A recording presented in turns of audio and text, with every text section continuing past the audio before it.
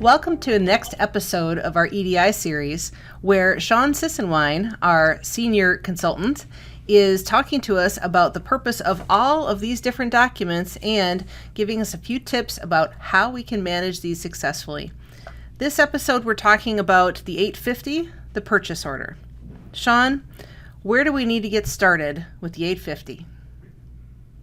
On the 850 purchase order, what you'll there's a couple of key parts here. One of the things is when you're looking at the purchase order, you're going to want to make sure that you're accurately mapping and triggering on the right item number, because on this file they'll send usually a vendor number, sometimes a manufacturing part number, UPC number. So there's a lot of different item numbers that they're sending. So you'll want to make sure that you're mapping in your system in Business Central the correct number. So when these documents come in, you're shipping the right information.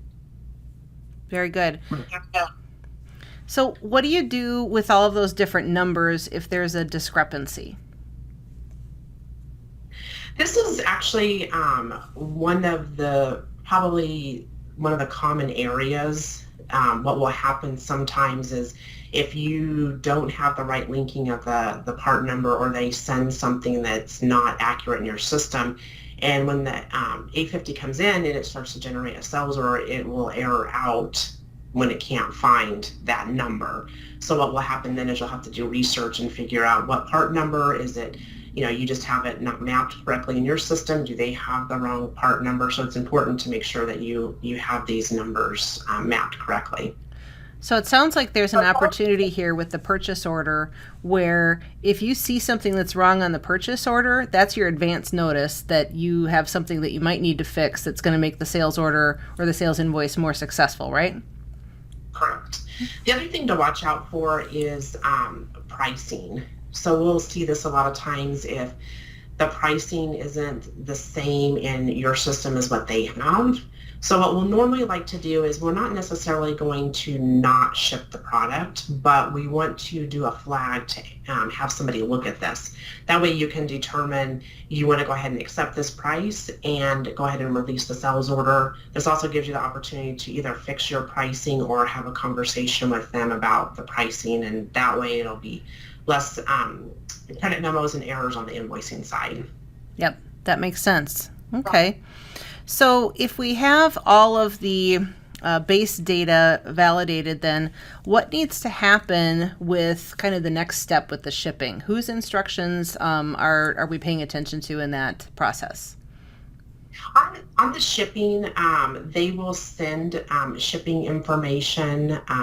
We'll also kind of get into another series when we talk about the shipping notice.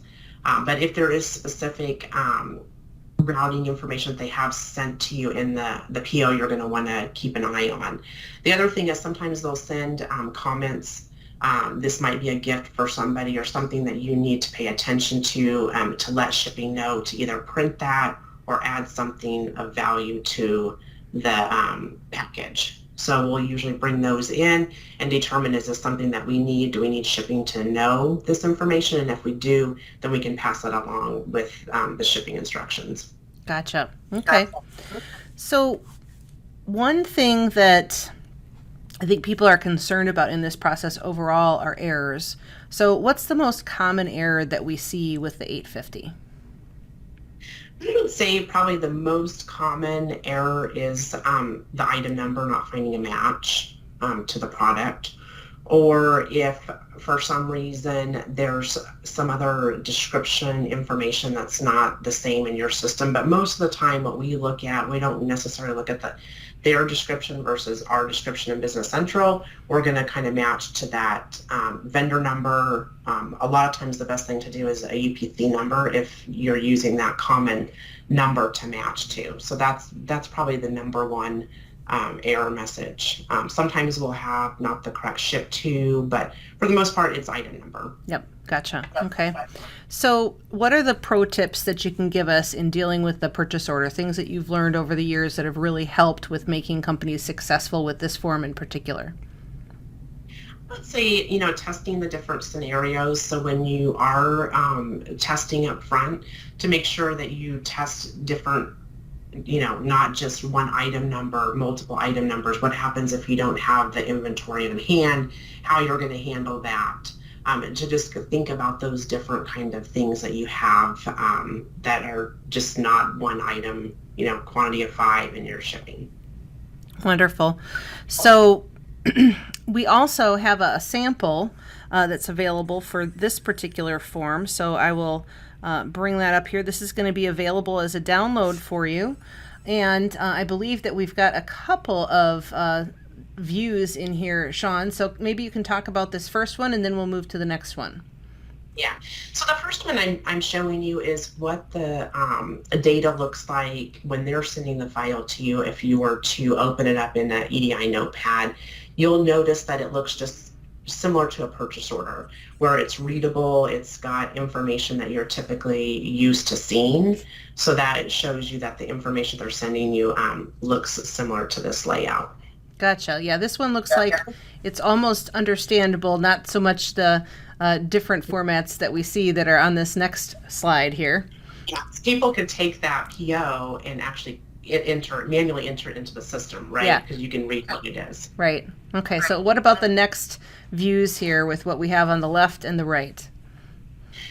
The next view I thought was a little bit interesting. I know not everybody is code reading, but you'll notice what it looks like in code, and that's what we're typically doing when we're mapping the data in. The one on the far right, if we were to open it up in Notepad and kind of line it up, you'll start recognizing information in there. You'll see that it begins with, there's a PO number, you've got your who you're shipping it to, your information on build to, ship to, addresses, and as you kind of go through any kind of instructions that you have, and then also the item description, and at the very end it will typically total it out. So just to give you guys an idea of what these files look like if we were to take them and open up in different layouts. Yep, that's fantastic, and that'll be available for download for anybody who's watching this episode or listening to this episode. So if you need an example or a sample, you can go grab one of those and use for your own project.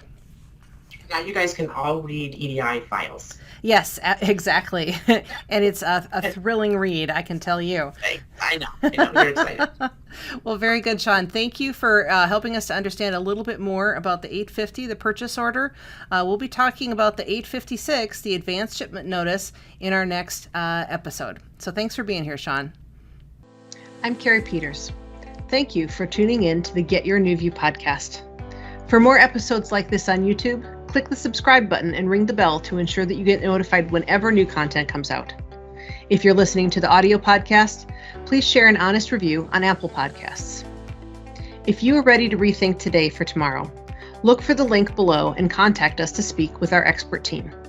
You won't find the level of no-nonsense real-world experience we offer anywhere else, and we're here to put that experience to work for you.